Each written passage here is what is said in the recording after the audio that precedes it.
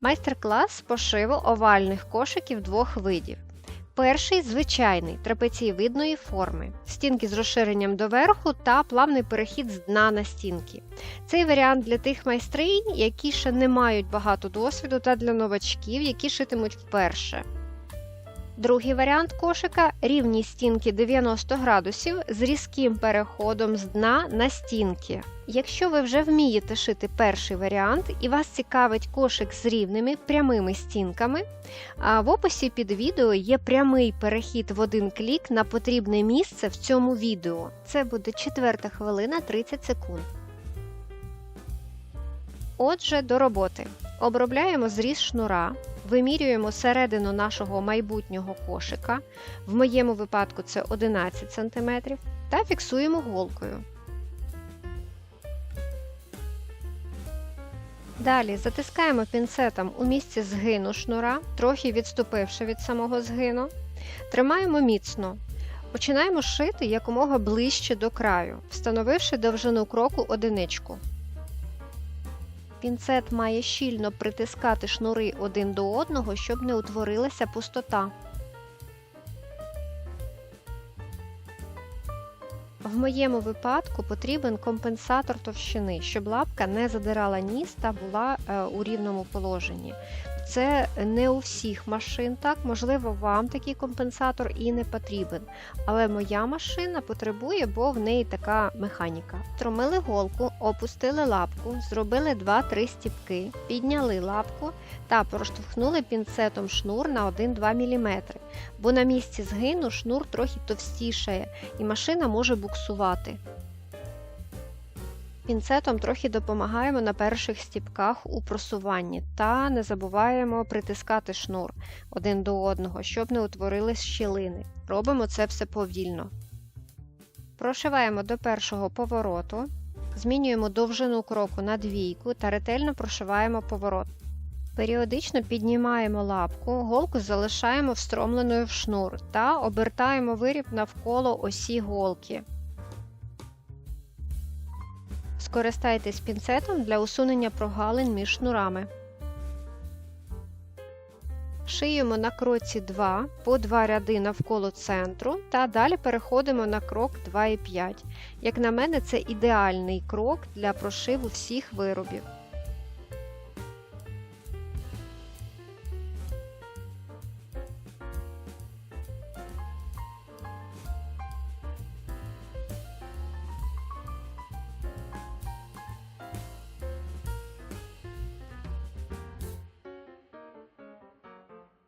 Прошиваємо дно до необхідної довжини та робимо перехід на стінки.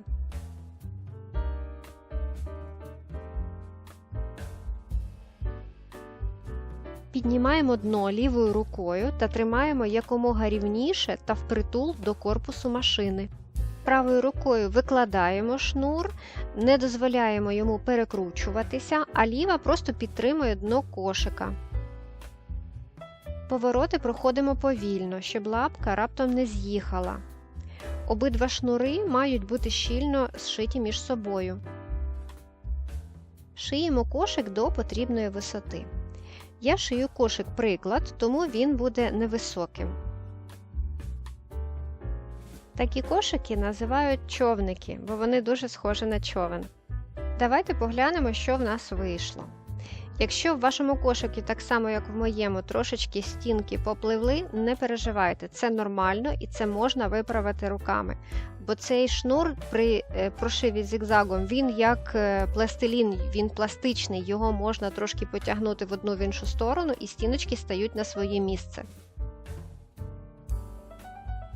Отже, що ми маємо в результаті? Форма трапецієвидна, тобто стінки розширюються доверху та плавний перехід з дна на стінки.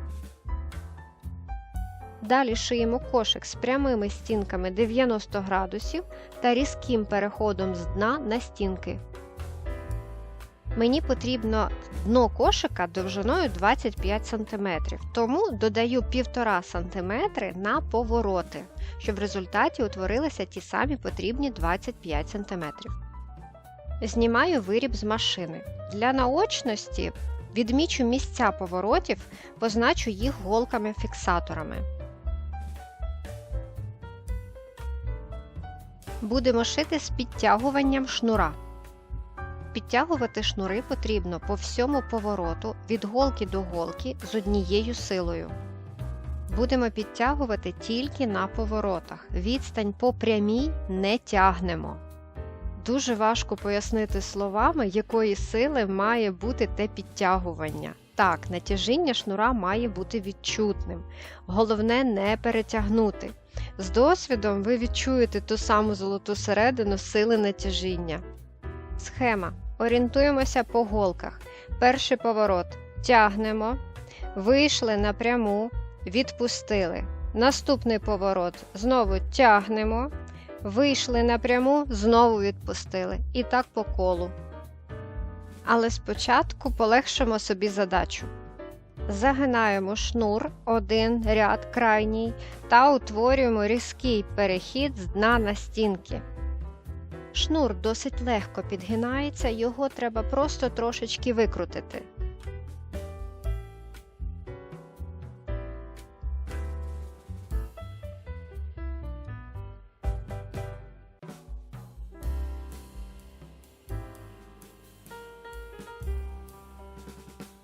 Проходимо ось цей відрізок без загину по прямій до повороту. Піднімати дно будемо перед самим поворотом.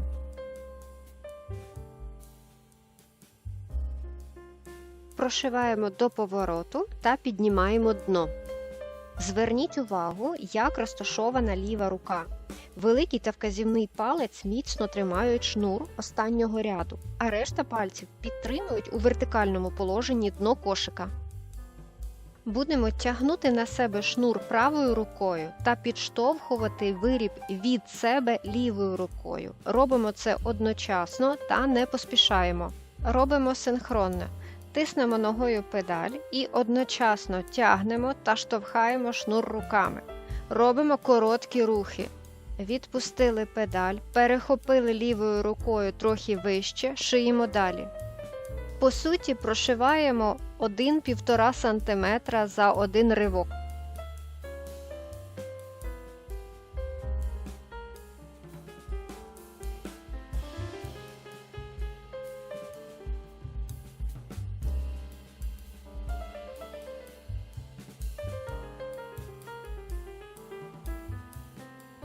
Наприкінці повороту ліву руку перемістіть трохи вище, буде зручніше. Прошили поворот, відпустили шнур, перестали тягнути, вільно викладаємо шнур до наступного повороту.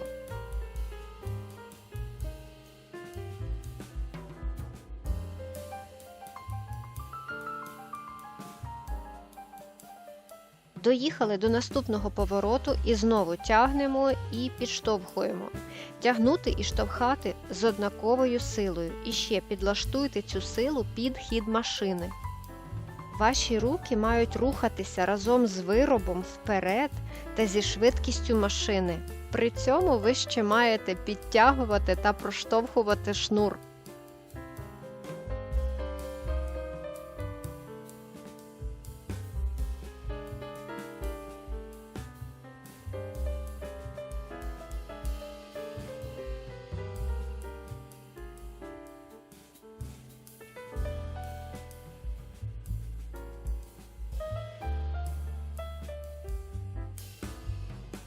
Ось я вже пройшла майже 4 ряди. Як бачите, вимальовується бажаний перехід.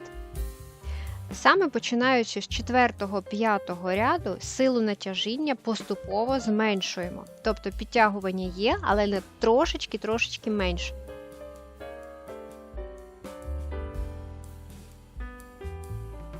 Коли бортик стає вищим, можна змінити положення лівої руки та підштовхувати іншим способом, затискаючи виріб великим пальцем. Бажано повороти проходити з однаковим положенням рук, саме повороти. Це сприяє однаковому та рівномірному натяжінню шнура з обох боків кошика.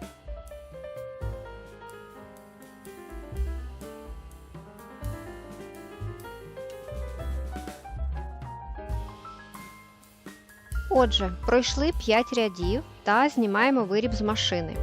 Це для того, щоб ви впевнилися, що підтягування робите правильно, рівномірно та немає загинання стінок всередину. Нагадую, цей крок ми робимо, поки вчимося. Далі ви будете це пропускати, почнете відчувати і бачити, як і коли зменшити силу натяжіння. Вирівнюємо перехід по всьому периметру. Та додатково підтягуванням розрівнюємо кошик на переході з поворотів на прямі стінки, як на відео.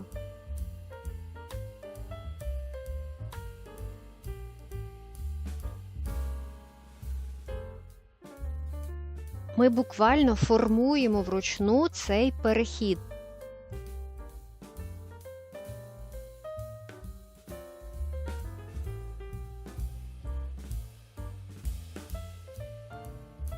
Також перевіряємо бокові переходи з дна на стінки, дивимося, чи немає занадто сильного затягування.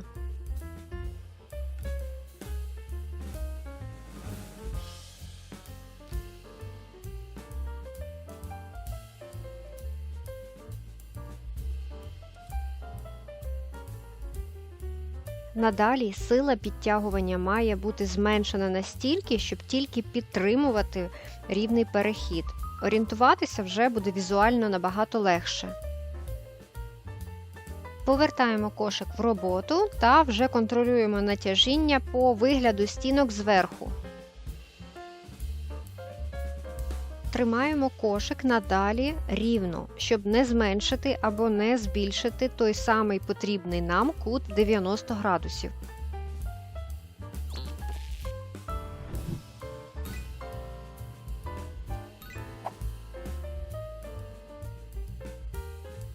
Слідкуйте, щоб кошик не завалювався на машину.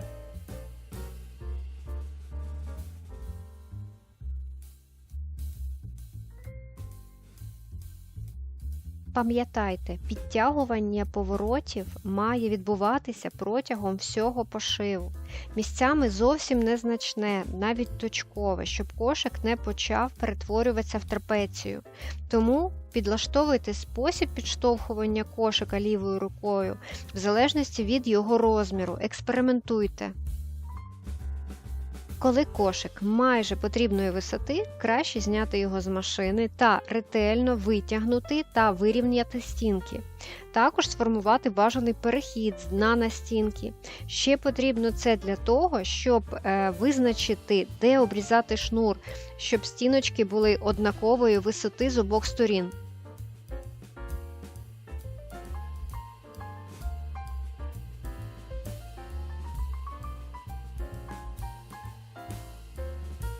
Мені потрібен кошик висотою 10 см, тому я визначаю, з якого боку буде обрізка шнура та ставлю відмітку голкою-фіксатором, навпроти якого місця буде обрізатися шнур.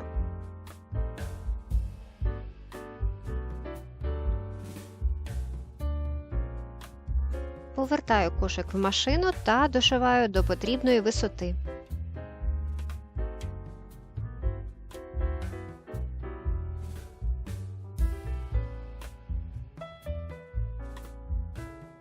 В моєму випадку бірка буде не потрібна, тому обробляю зріз шнура, не знімаючи кошик з машини.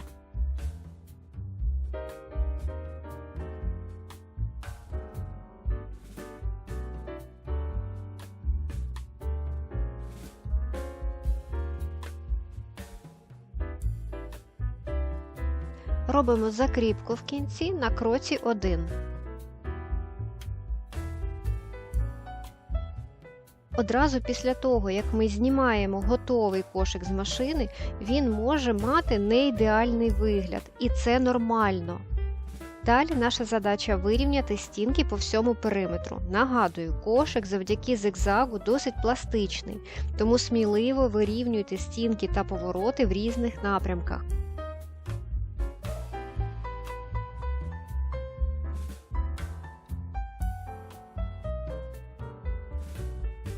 Отже, давайте поглянемо на результат. В мене вийшов кошик овальний з рівними стінками та переходом 90 градусів.